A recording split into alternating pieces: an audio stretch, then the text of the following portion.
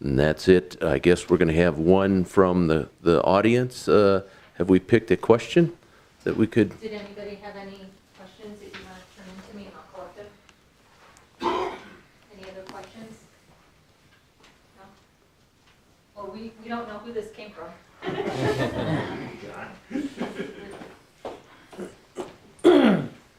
Thank you, Dolly. Okay, question from a member.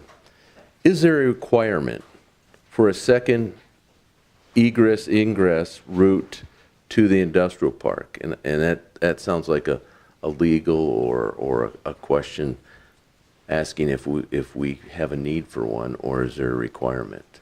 Does anyone have any idea on that?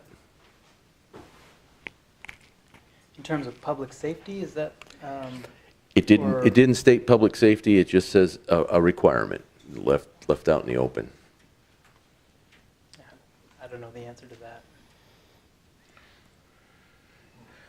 So we don't have an answer that there's a law or that, but certainly it makes sense. So. Could I address it? Yes. One of the things that, well, first to speak of what we have, the third objective of KAMMA, which I didn't talk about, but that was to discover our talent and implement our talent. And so cities and communities have talents. Yes, they do. They have things that they can do better because of where they're at or because of the infrastructure that's installed or something like that. So if we were to look at what Kingman's talent is, what do you think it is? So our location, and more specifically, we have the major east-west route going through our city. We have the major north-south route going through our city. We have an airport that can handle 737 traffic. And we have the BNSF Railroad, which goes every day hundreds at the rate of 100 trains per day or more between Los Angeles and Chicago. Holy smokes. This is called a hub. I mean, by anybody's definition, this is a transportation hub. So let me ask you this question. If we were to start landing 737s here, what do you suppose 737 traffic would say we need there to be an opportunity and availability of ingress and egress to the park on an expedited route?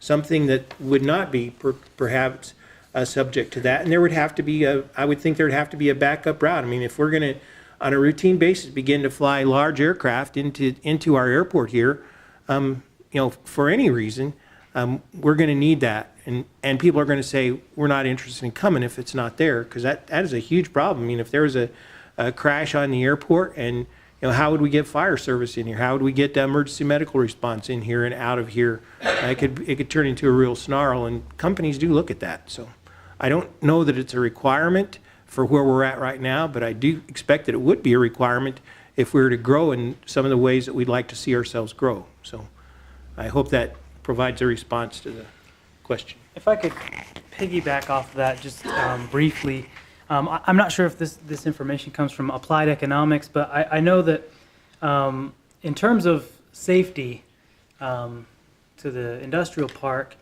I believe there are 20 street intersections and over 50 access driveways along State Route 66 and Anti-Divine. So there's, that's a little risky, especially when you're talking in terms of transportation, and distribution trucks, going to and from. Just some numbers to throw out there. The 4.7 mile corridor of Anti-Divine currently has 4.33 fatalities per 100 million vehicles traveled, which is triple the state average rate of 1.47 fatalities per 100 million vehicle miles. So it's a dangerous entrance in and of itself. So in terms of requirements by law, in terms of public safety, I'm not sure, but I know that it would certainly reduce traffic. It would likely reduce traffic fatalities because it would take traffic off of that road, which has a lot of safety issues on it.